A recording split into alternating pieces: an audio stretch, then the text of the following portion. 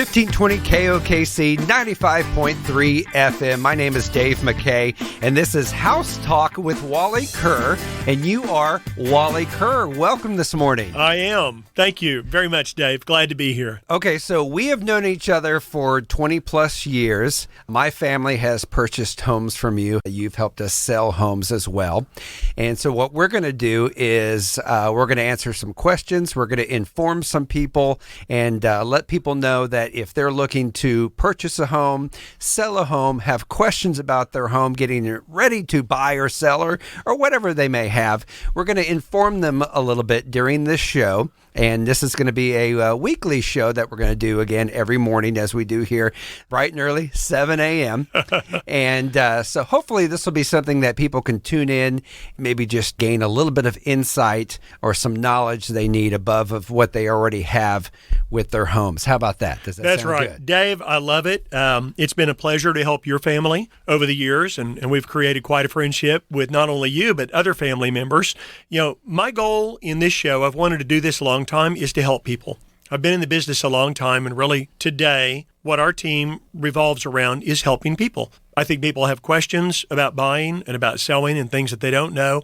That's what I'd like this show to be about, and you and I have talked about that, so hopefully we can help a lot of people in the process by doing this weekly. So let's just start just the ground level, real easy. Somebody's listening, and they're thinking about buying a new home or purchasing a home. They want to buy a home. Okay. And let's just say they already own a home right now.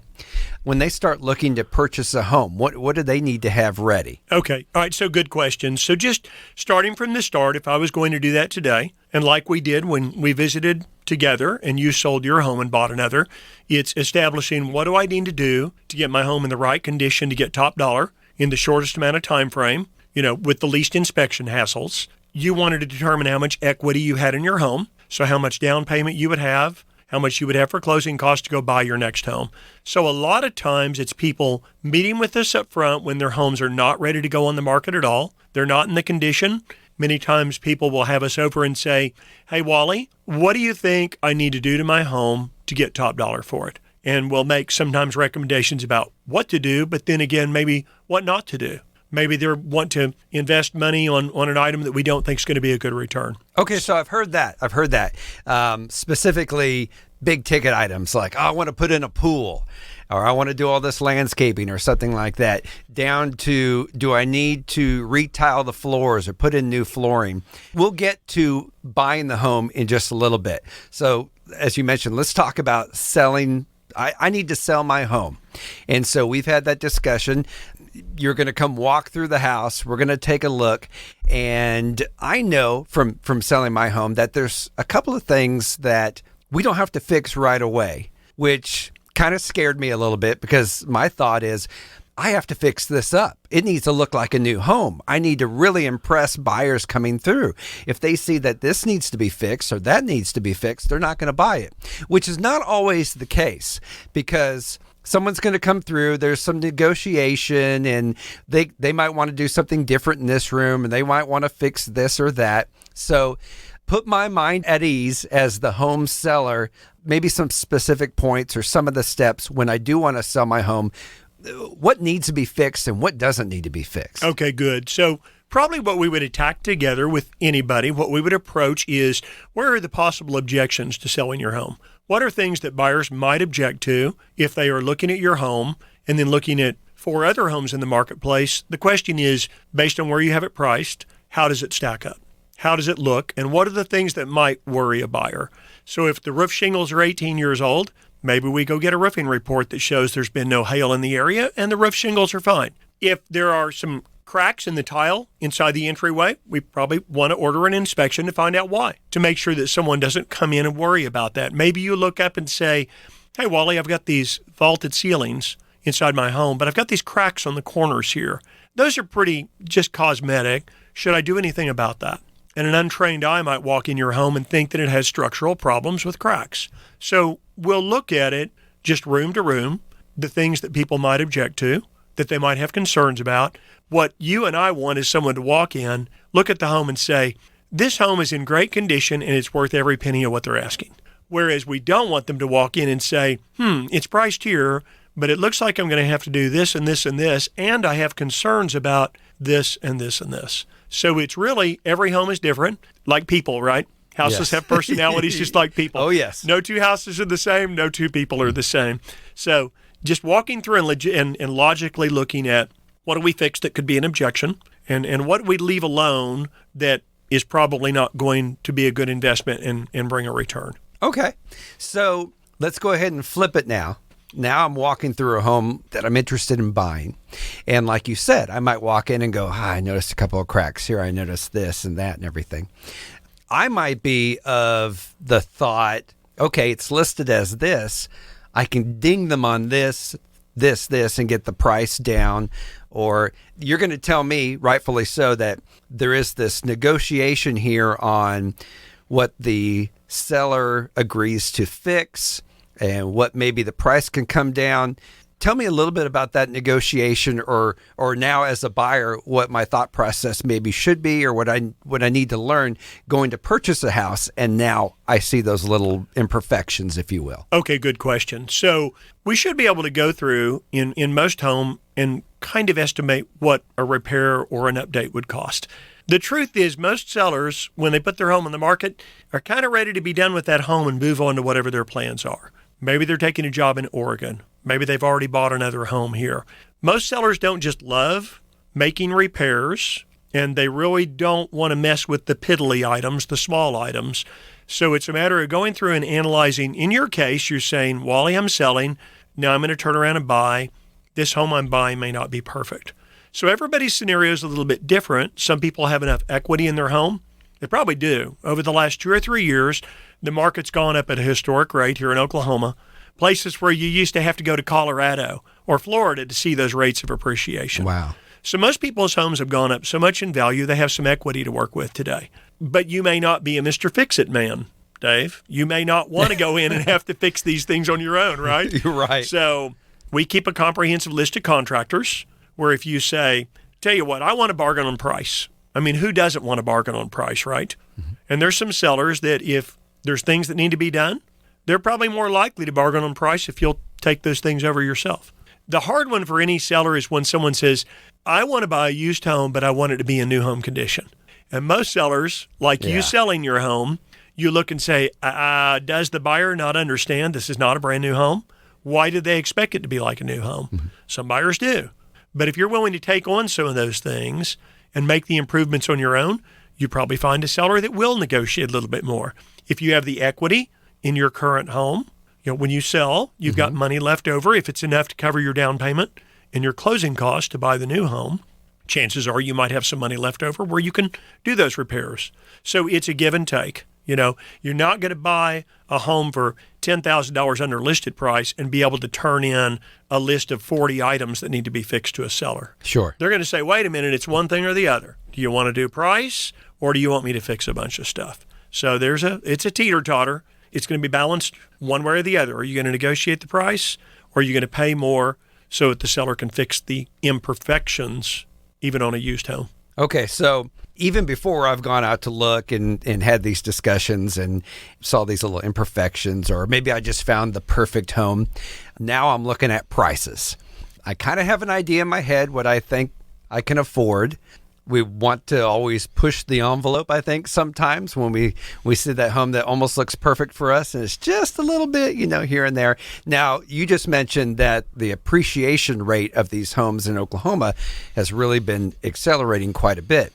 Now, that could be said probably for 100 years, different rates in different states and different progress. But how has the home market been in these 3 years or so since COVID? Has that affected the sales of homes, people buying homes? It's amazing. And I think the biggest factor was people working from home. So COVID came along and people suddenly decided I'm working remotely. Many people were sent remote, right? Yes. And so they suddenly looked at their home and said, this home doesn't work anymore. I don't have a study. I don't have a fourth bedroom. I don't even have a second living area. I'm working from home in my formal dining room.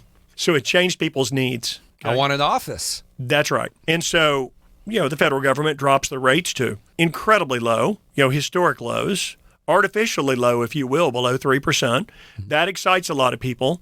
they want to buy another home, but then there's this COVID going around and nobody wants somebody else inside their home. So we dropped in inventory so quickly, and so it shot property values up 25, 30, 35% over a 3-year period, no matter where you look in the metro.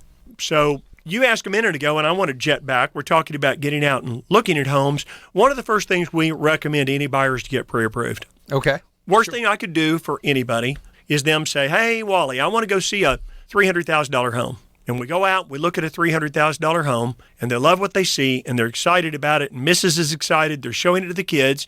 Then they go to get pre-approved, and they find out that based on one thing or the other, they can afford only $230,000. Now, I've made a big mistake because we've got them excited about something they can't buy. Yes. And in this really hot COVID market you were just asking about, because home sales were so robust, multiple offers and these things called escalation clauses and people giving more than the listed price, sellers wanted to see a really good pre-approval letter from a local, reputable lender that they believed could pull off the loan process and make it happen.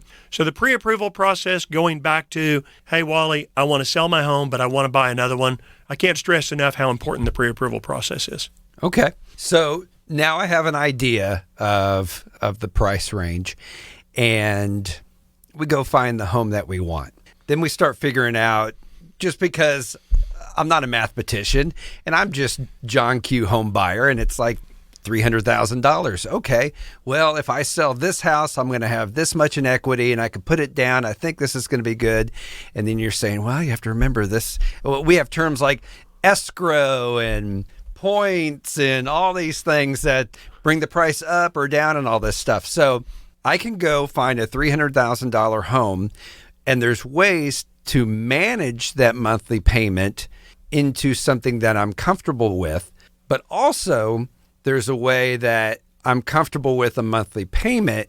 Then we go find a home that matches it, give or take what the price is a little bit. So I found this house, and now I want it at a certain monthly payment. And what do we do? How do I get it at that monthly payment? Okay, good. Just plain and simple. First thing I want to say is when you go to these internet sites, and you've seen a lot of them, you can go on and search for homes. Most of the time, they only quote a payment as principal and interest because they don't know exactly how much the insurance is going to cost and how much the taxes are going to cost. You said the word escrow a minute ago. Most people know when you buy a home, there's a principal and interest portion to the payment, which is just like a car payment. Mm-hmm. But then you got to pay the taxes and the insurance on the home. And we dump that into a savings account, which is called an escrow account.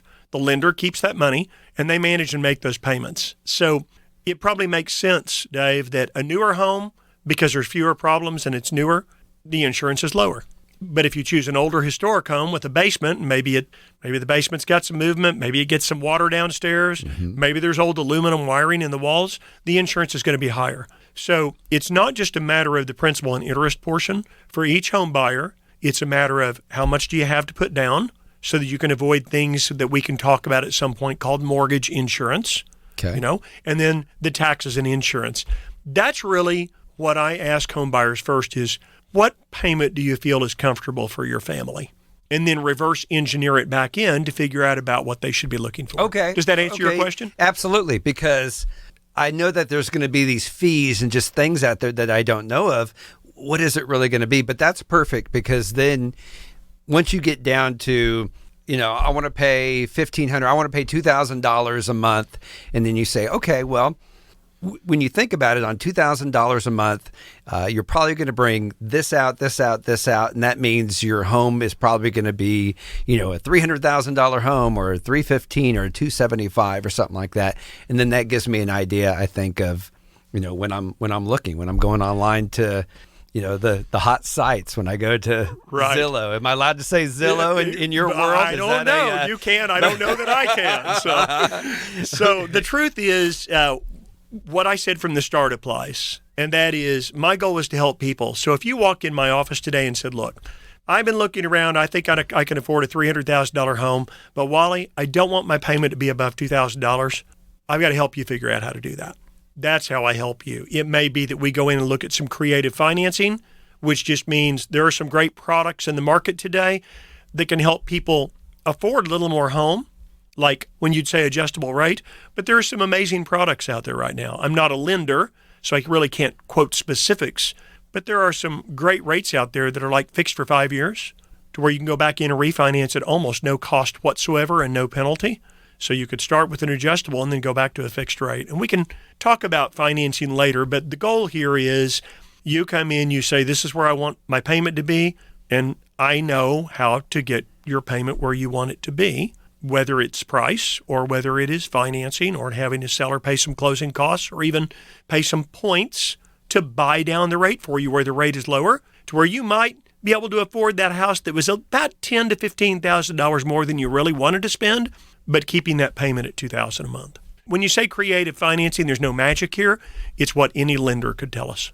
Okay, so we've just scratched the surface on getting your home ready to sell and going out and looking at the homes that are out on the market. And again, this is House Talk with Wally Kerr from Your Home Sold Guaranteed Realty.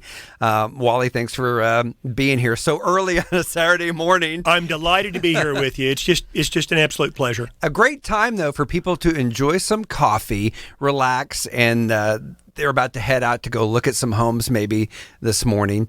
So if someone might have a question, this is where we get down and dirty. I have a question, but now I don't want someone to call me back and I don't want to make appointments. What's a real easy way if someone just wants the value of their home right now or might have some simple questions where, let's be frank, they don't want to talk to a real estate agent. They don't want to be sold to right now. They just, is there a way that they can contact you and not have to talk to you? Sure. Okay. Dave, let's laugh together. Why do people go to a car lot on a Sunday afternoon? Because they don't want to be hassled by the salesperson. Yes. So absolutely. We have learned over time that people really enjoy conversing with us by text. Okay. So I can be texted anytime. 330-3000 is the number. All you have to do, text me and just say, hey, Wally, and ask me a question. If you want a value for your home, I provide those by text message. All I need is your address. That's it. You're not going to get a phone call, just a text message, and I'll send you an estimated value, okay? It's not going to be exactly right, but I'll give you a range. It depends on how many comparable sales there are in the area. Sure. But let's keep it easy. They can text me at 330-3000 and just say, hey, Wally, and then whatever their question is, that's it. And that's what they say at my office. Have I told you that story, Dave? No, tell me this. Okay, so the only time of my day I really try to go hide. You walk back in the office from eating a quick lunch, and maybe I try to head to the restroom, and I get about 6 hey Wallies. Hey Wally, I need you over here. Hey Wally, got a question. Hey Wally, somebody called for you. So Dave, affectionately, my office now calls me Hey Wally. So I'd like the listeners to do the same and feel comfortable enough that they're just talking to a real person, just a down-to-earth guy that will answer their questions. That's what I want to be seen as in the public's eye, as somebody to help, so they can text me anytime. Okay, so if somebody texts you 330-3000 and just gives you their address, you're just going to text back with, this is kind of a ballpark figure of basically what it's worth. Obviously, they haven't walked through the home, no inspections or anything, but really kind of like no commitment, correct? Right. And if you're listening today, the only other question we typically ask is, can you rate your home's condition on a scale of 1 to 10, with 10 being the best? Some people will tell me they've just finished a remodel, and other people will say their home is a 4 or a 5 or a 6. Obviously, condition matters, right, Dave? If you ask me today to give you an estimate, first thing I'd say is, Dave, what have you done to it, and what's the condition like? So their address, but this is more than just about the value of a home. If I can help there and give a value, great. Text me your address and tell me a little bit more about condition. Rated on a scale of 1 to 10, with 10 being best. Now, if they say, hey, Wally, and text you 330-3000, you might bring like some coffee by, or you might... No, I'm not going to throw that first of all, I'm going to think I'm at my office because they said, hey, Wally, right? No, this is going to be no phone call. This is just to give them the information they need. Perhaps it's a question about PMI, about down payments, about appraisals. Anything they've got a question about, I'm happy to answer. They can also, if they want to, we are on social media, and they can look us up as on YouTube. We're Your Home Sold Guaranteed Realty, Kerr Team. Okay. And they can also look up Kerr Team on Facebook. So however they would prefer, whether it's a text message, social media, they can look me up anywhere, and I will answer their questions without obligation. That's pretty no easy. Phone call. And a lot of people these days, They just want to text their friends. They want to text people to get some quick info. Yeah, let's And keep that's it a great casual. way. Sure, Yes. let's make it easy for the listener that's got a question. Let's keep it casual, and Great. I'll answer any questions that they've got. Okay, and we'll keep repeating that number so you can shoot Wally a text. Again, 330-3000. Obviously, area code 405. Right here Okay. in Oklahoma City. We're not a nationally syndicated Sure. show. I'm not at that Yes, level. not 1-888 or anything like that. We're right here in Oklahoma City with multiple offices. Our right. studios on Rockefeller Plaza or whatever. Okay, so yeah, 405-330-3000. Just shoot Wally a text, give him your address, rate your home 1 to 10, and you get a no obligation text back. And if you have any questions, you could feel free to ask him. He'll answer you. Hopefully, get back. Give him a couple minutes there. Or what do people do? Sometimes I'll be on a phone call. I could be on an appointment that lasts an hour, but I'll be prompt. Sure. I'll be prompt. Yeah, I mean, you've got work to do. People know you don't get those texts back right away. But if someone wants to, hey, I'm thinking about this, let me shoot Wally this text. And a little later on in the afternoon, I get a text back from Wally and it says, "Wow, my home's now, if all things being equal, is now worth this. Now I have an idea of where now I can start to when I go on my home buying journey, if you will." Now, getting into home buying, we've scratched the surface a little bit. I am just a newbie on a lot of the vernacular of, I know what escrow is. I've learned a little bit about points. When we talk about the Fed's rates on this, that just, it just goes right over my head. Does for most people. So when we talk about, so I know a little bit about points, and we'll get to that in just a second. So when I hear about the Feds and Feds rates, we're literally talking about that 3.9%, that 4.2% rate on home buying on loans. Is that correct? I'm glad you asked that. That's, Okay. I think, one of the biggest misnomers is when you hear, in February, on February 1st, the Fed's expected, depending on what you read, to raise their rate. They're always reacting to inflation and jobs and job wages and economic factors. Okay. So on February 1st, the Fed's expected to raise the Fed's rate 25 to 50 points. I've had people call and say, "Hey, Wally, if they raise it 50 points, if the Fed raises their rate 50 points, does that mean that interest rates are going to go up a half a point? Are they going to go from 6 to 6.5? And the answer to that's no. The Fed's rate is what they charge. It's an overnight rate that the Fed charges to banks for the money. It doesn't have anything to do with long-term mortgage rates, which are 15 and 20 and 30-year mortgages, Dave. Okay. It will follow suit to some degree.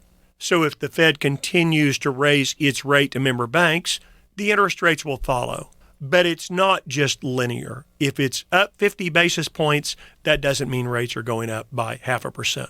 We've seen rates in the range, let's just say generally, because I'm not a lender, okay, I don't loan money, generally in a range, say, between about 5.75% and 7% over about the last 6 months. And the Fed has kept our market pretty volatile. Interest rates move almost every day.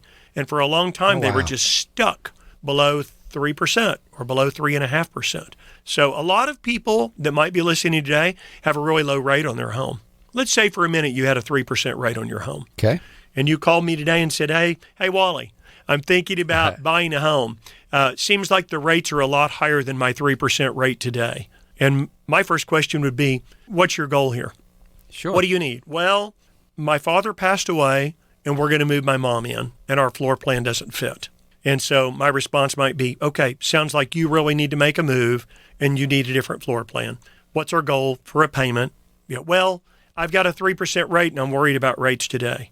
And I might mention to you that there are options like getting the interest rate bought down. We call it a buy down, which means rates might be, let's just say for a minute they're 6. There's a way to get that down to 5.5 or get that down to 5 or maybe below 5. And it could be maybe the seller saying, hey, Dave, I'm glad you like my home. I'd really like to sell it. What can I do to make this happen? And I go present on your behalf and say, gosh, he's got a 3% interest rate, and they're not really excited about today's interest rates. And the seller says, what do I need to do? This just comes into negotiating. Well, I'll tell you what, if I could get his rate below, he knows he can't get 3 anymore, but if I could get him down maybe around 4.5 or 5, he'd probably feel more comfortable. And the seller says, what do I need to do to make that happen? So it might be that the seller pays some points.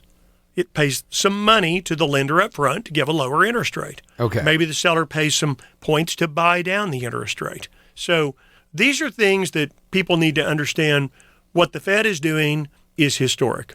I mean, it's unprecedented, the swings that we've seen with the Fed trying to control inflation. But don't wig out over this. I mean, like, it does have an effect on everything in our economy, of course, but don't get too caught up in, like, that's just the house rates are going to go ballistic each day and stuff like that. Like you said, they can move a little bit. Not at all. But they're going to move around a little bit. Okay. And that's just a little bit of volatility. Do you know, for most of my career, Dave, interest rates have been 6.5%. Now, I've done this 35 years. These are good interest rates. It's just that if you've been watching housing for the last 10 or 15 years, they've been a lot cheaper, and I think people have gotten accustomed to that. The truth is what we talked about a little earlier. Wally, I don't want my payment to be more than $1,000 a month. Wally, I need my payment to be $1,200 a month. Wally, I'm okay with $2,000 a month. Let me help you figure that out. With financing, it's available, and there are great programs available today from lenders because they understand what's happened. Housing prices have gone up a lot over the last 3 years. We still have to figure out how to make these houses fit people's budget. Okay, so you brought up points, which I kind of understand, I think, a little bit, but I don't understand maybe the pricing of it. Now, purchasing points, is the cost of a point or half a point dependent on the loan amount or the cost of a home, or is just a point is a point is a point? You're exactly right. It's based on the loan amount. Okay. Let's do a super easy example today. Okay. You borrow $100,000, 1 point is 1%, $1,000. Okay. So a $200,000 home, 1 point is 1%, which is $2,000. So the seller can pay points. That's what's good, Dave. Okay. The seller can pay points even in a good market like this, where there's not a whole lot of homes for sale. Let's say that I go find, you and I are shopping today, we find a $200,000 home, and the seller won't come down on price, and you want a lower rate. Do you know you could actually go in 1 point? Okay, so let's just say you're going to borrow $200,000. Okay. Okay, you're always going to have a down payment unless you're a veteran. Sure. Okay, but let's keep it real simple for the listeners. Okay. So you're going to borrow $200,000. Let's say the seller doesn't want to pay any closing costs or points. Do you know you could actually say, well, I'll just go give them $2,000 for the home and ask the seller to pay the $2,000 in the points. Now what you really did was you just kind of financed that back on the top of the price of the home. But that change in payment might be $13, $14, $15 a month, but it might save you $70 or $80 a month on your monthly payment. So that's how points work. Even if the seller doesn't want to pay them, maybe you have a little extra cash. Maybe you just sold your home and you have equity like we talked about. Okay? Maybe you pay a point and the seller pays a point. And the 2 points might reduce the interest rate as much as 1%. Maybe the rate goes from, let's just say for a minute, 5.5 down to 4.5. That's a huge savings on a monthly basis, and the yearly savings far outweighs what the points cost. So I don't want to get too technical here. I can answer questions about that again by text. You can call, you can message me through social media, but points are a good way to help you get the rate down to where the payment matches what your family's needs are. Okay, so basically, so people got this, and I'm gonna ask you again for myself, which I don't think, maybe first-time home buyers or some people maybe into their second home haven't even thought about points. They just know interest rate, and I'm waiting for the right interest rate, and I need to be 5.5, and it's 6.5 right now. And like you mentioned, $1,000 or $2,000, whether by the buyer or seller or whatever, brings that down a whole percent from 6.5 to 5.5. Now I'm a lot more comfortable. And like you said, on the back end, now I'm going to save quite a bit more money than what was invested there. Right. You're going to save more on your monthly payment because you paid some money up front to get that rate down. That's going to depend on every lender. I want to be very careful not to say that paying 2 points is automatically going to bring down the interest rate by 1%. Sure. But I do know a local lender that is doing that and offering some great programs. It's all about keeping that payment affordable, getting someone the home that they want. In this market, home prices are quite high. I hear a lot of people say, I just don't love the interest rates, and I realize that home prices are high. So help me get where I want to be. And part of that is one of the easiest ways is either paying points or a program called a buy down. And it's the same thing. You're just buying the rate down from where it is right now to make that payment more comfortable. For a lot of people too, It's a matter of getting into the home that they want. Sure. You might look today and say, gosh, at $170,000, I'm just not seeing what I want. But there are some properties up here that are $195,000 that I'm really excited about. And so if we could just fix the interest rate issue, we can keep that payment where you want it or where someone wants it to be, but help them into a higher priced home. Okay, so the last 5 minutes, there's been some math. If someone just wants to text you, 405, of course, 330-3000. If they want to text about their home value, all they have to do, again, text that number, 330-3000. They're not going to talk to you. They're just going to get a text back. They want to give you their address and maybe on a scale of 1 to 10 what their home is. In a couple hours or so, they'll get a bounce back from you, kind of like, well, in the ballpark, this is what the value is. So we know we got that. Now, if someone just the last 5 to 10 minutes is hearing a lot about interest rates, the feds and points and stuff, and they're like me, they've heard these words and they're still maybe a little bit confused, they can also just shoot you another text on the same line, 330-3000. Was listening to the show. I have another question about points that I didn't really understand, or maybe something we didn't cover. It's just something out there that they want to touch. Just shoot you that text. Right. Yeah. Just text me, hey, Wally, I have a question about this. Hey, Wally, I didn't quite understand that. It's complex. The average consumer does not understand answers to these questions. What I told you from the start, Dave, is we love helping people. So if I can help someone understand this process, if I can help them with the value, why would they want the value? If they're thinking about making a move, they probably want to know what their equity is. The equity, is just the difference between what they owe and what it's worth. If they owe $200 and it's worth $300, they have $100,000 equity. In fact, let me just insert something really exciting. What I wanted to do today was just share some quick numbers as to how much homes have appreciated in some areas here in the metro. So listen to some of these numbers. These were numbers that I did all the research on the multi-list. So I'm going to give credit to the Oklahoma City Metro Association of Realtors, MLS. Okay. So the data tells me that from 2019 to 2022, in a 3-year period, the average home value in Edmond rose from $297,000 to $404,000 in 3 years. In 3 years. It went from $297,000 to $404,000 at the end of last year. So someone in Edmond, some people that are looking to sell, the kids are off to college or they've moved out and they either want to downsize or they just kind of want to move to a different part of town. If they've been there for a while, of course, that's an if, but they have some equity now. It's a good time to cash out. Quite a bit of equity. We help a lot of empty nesters. Empty nesters are those people that own a 4,500 square foot home that's a 2-story on a big lot with a pool, and they just turned 70. And they don't want the pool, and they don't need the big yard, and they don't need a 2-story home and all the space. So this is a good time to cash out. A couple of other values just of interest. For instance, in Nichols Hills, of course, that's a great city, right? Average sales price has risen from $794,000 to $1,050,000.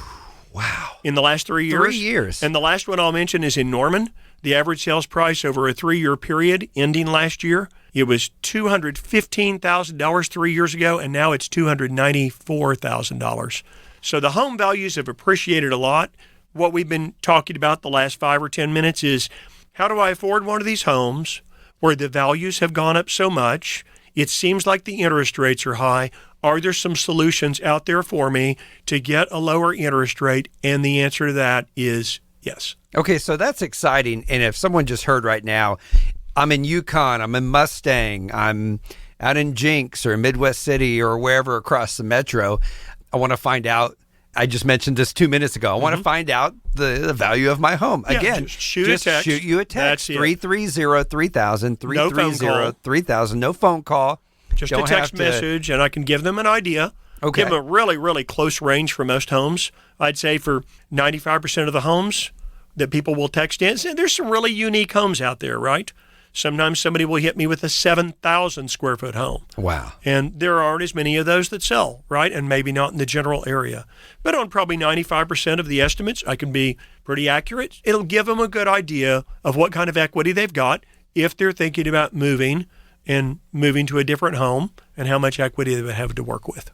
So this morning we've covered how do I get my home ready to sell, and how do I start the process of going out to look for a new home? And by the way, this is House Talk with Wally Kerr from Your Home Sold Guaranteed Realty. Wally, again, thanks for getting up a little early. And we're going to try to do this every Saturday morning. So everyone listening, you're drinking your coffee right now. Make sure you keep coming back to KOKC Saturday mornings. And just a minute ago, you gave us some really exciting stats about home values out of the last 3 years in Edmond, in Norman, in the heart of Oklahoma City, Nichols Hills. And I'm going to ask you a couple more areas if you have some other numbers in just a little bit. But let's just say that from what I've been listening this morning has piqued my interest. Obviously, I've already had that little nugget in my brain that I've been, I want to start looking around. How much can I get from my house? What can I do? So that's the question. How much can I get from my house? I'm ready to sell. I want to buy. I don't know what the next step is. How do I get the most out of my home in whether it's getting it ready or negotiating? That's a word that scares me, but you're a pro at this. So if I want to start negotiating with a buyer, I'm selling my home, what's the first step? Where do I go? Okay, great question. Because I see people make mistakes when they put their home on the market. So I've got 4 tips that I just brought along today on how to get your best price for your property. Okay, first of all, and this is foremost, I see a lot of people go to the internet and they might type in, what is my home worth? And they can hit lots of different sites. I won't say the names of them necessarily because many of them are trademarked, but I could go do the search right here and we could look at them and you'll see estimates from Redfin and from Open Door and from Zillow. And what you'll do is you'll find out that those computer estimates are typically wrong. And that's because they can't see inside your home. It's a computer, okay? It's not a person. It's not an appraiser. It can't see the finishes inside a home. There are people that go in and put in really nice quality appliances, plantation shutters. They put all wood inside the home.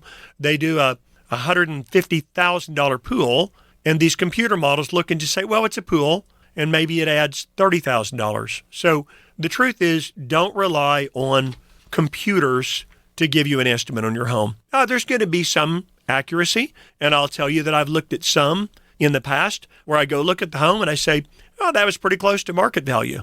But that's probably on just an average home in an average neighborhood without a whole lot of improvements and nothing fancy. So be very careful to not just trust what the computer models say. Okay. Some of it can depend on views, and some of it depends on, you might actually own a home that sits very close to a neighborhood just behind you.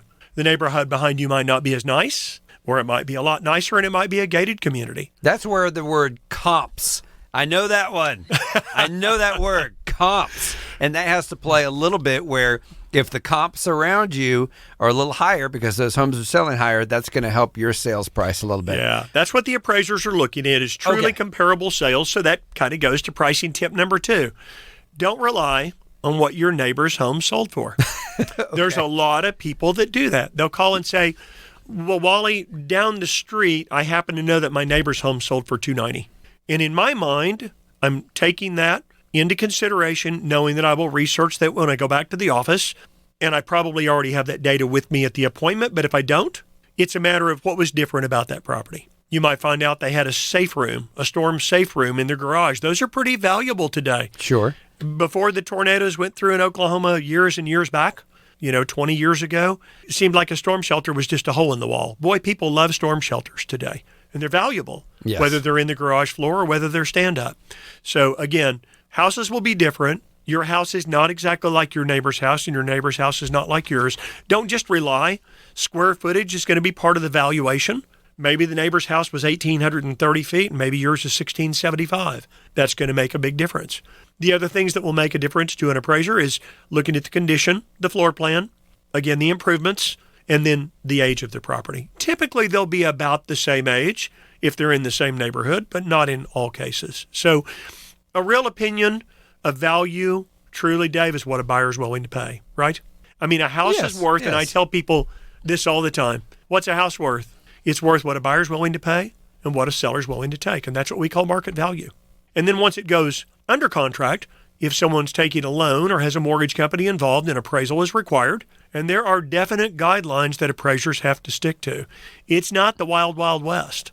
There are Fannie Mae and Freddie Mac guidelines, which are just entities that buy mortgages, and those appraisals have to be done to certain guidelines. And we understand those guidelines, and so often helping someone understand what it's going to appraise for based on these things is something that we can help an owner do. Okay, so at the price right. Appraisals. Let me ask you a quick question about that.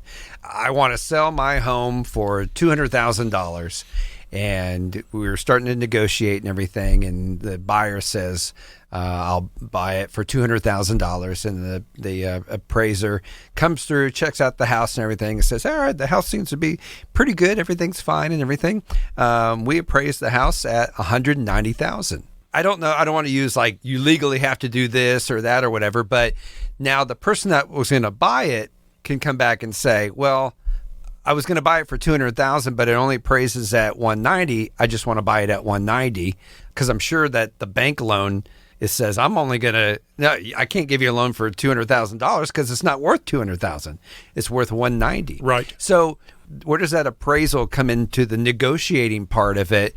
When it's off a little bit? That's a great question. Okay, so first of all, remember that the appraiser is there to protect the bank, not to protect the buyer or the seller or the realtors or anybody else inside the transaction.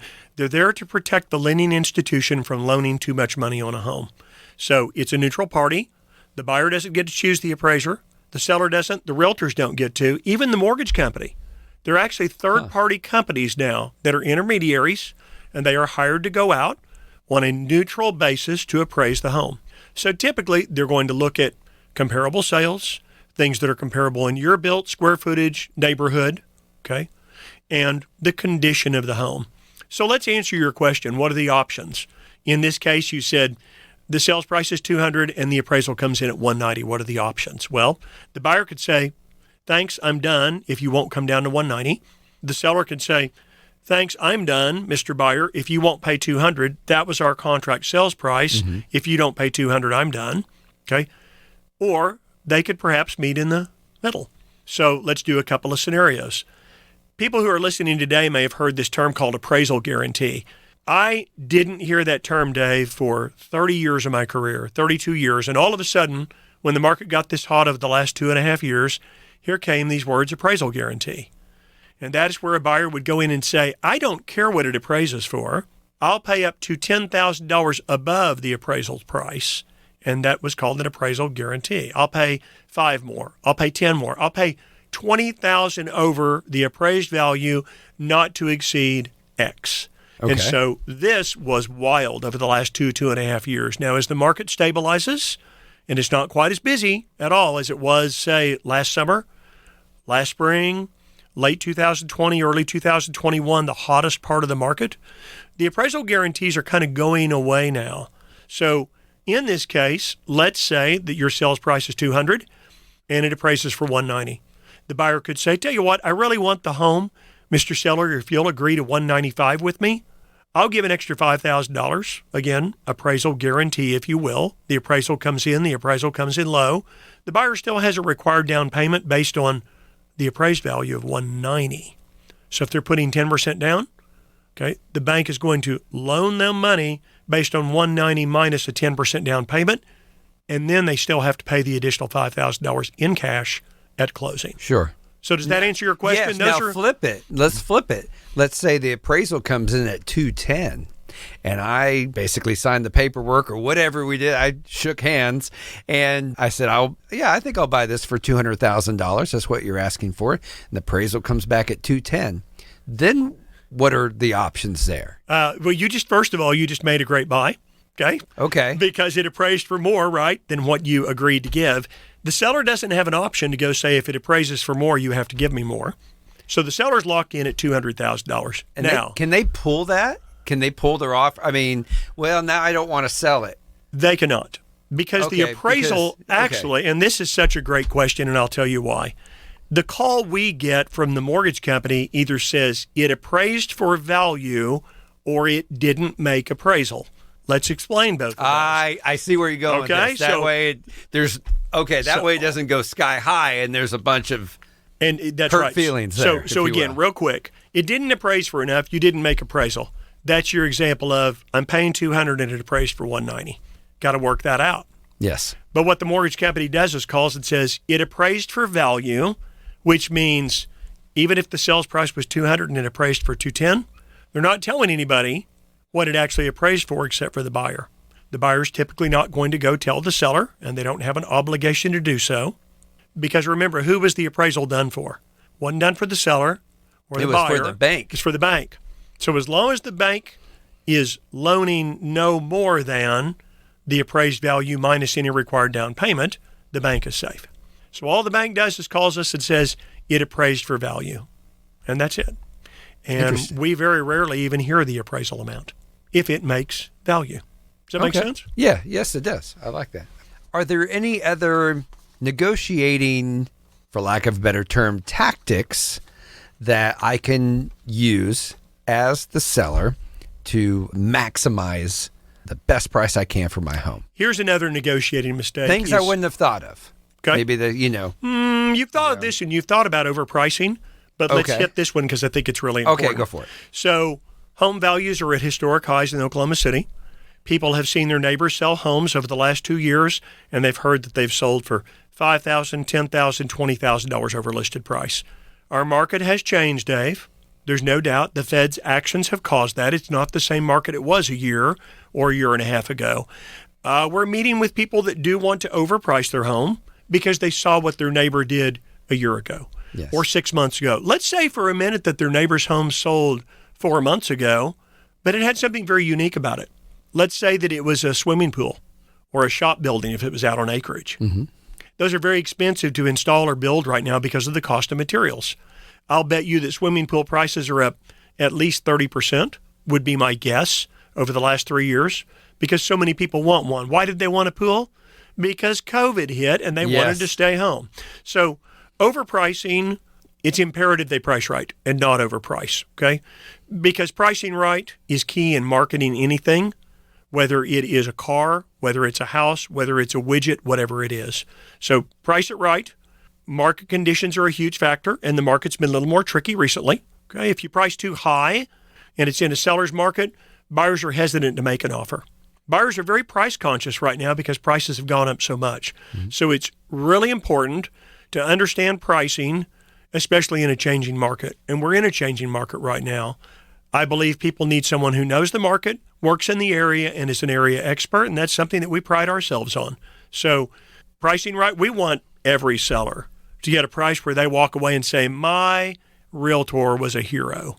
And we want that, but we also don't want the seller's market to sit on the market for 3 or 4 or 5 months and look like there's something wrong with it, where people wonder why it hasn't sold, and then sellers begin to have to drop their price. Yes, that's always kind of interesting, because then obviously as the buyer, you're thinking one of two things. There's something wrong with it, but then you're also thinking, oh, I'm going to get a steal. I'm going to go in and undercut it or something. Right. And of course, as the seller, you don't want to hear that. Someone's going to think, well, you haven't moved this house, so I'm only going to offer you X number of dollars. So that kind of leads into the last negotiating point that we'll just mention here, and that is, remember that everybody wants to win.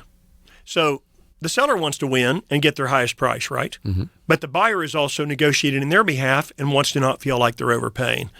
When you've got a good, solid buyer on the line, let's say it's a cash buyer. Let's say they closed their home last week in California, and their job starts here in 3 weeks. They have cash. There's no appraisal. There's no financing contingency. They come in feeling pretty strong, carrying cash in their pocket. The seller's in a strong market in Oklahoma and says, I want top dollar. You got to be careful there not to just want to win as a seller. If it's a great buyer and you want to reach an agreement, I've got a little trick that I've used over the years. Let's go back to your $200,000 example. Okay. Let's say that the buyer wants it for $190 and the seller wants it for $200. And so the obvious middle is $195, right? Yes.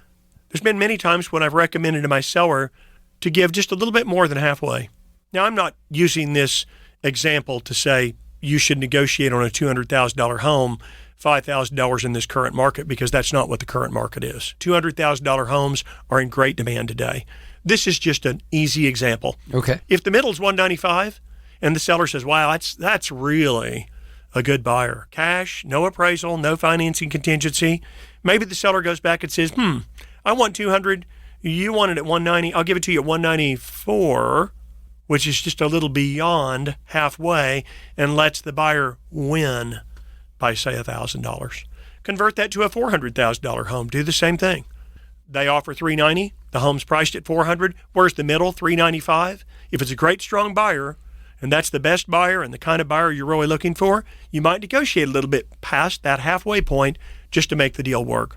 Good buyers with money in hand, or that have strong pre-approval letters and are able to act without contingencies, I don't think you want to turn those away today. Well, and as the seller, you just want the easiest transaction as well. You want to make it easy on yourself because you're stressed because I got to start paying on this property over here. I need to sell this. Whatever puts my mind at ease and makes it a lot easier, it makes the transaction a lot easier, I'm all for. I started a guaranteed sale program with my wife, Cindy, who is such a great part of this team. We've worked together since 1993. So we started a guaranteed sale program. It's just real simple.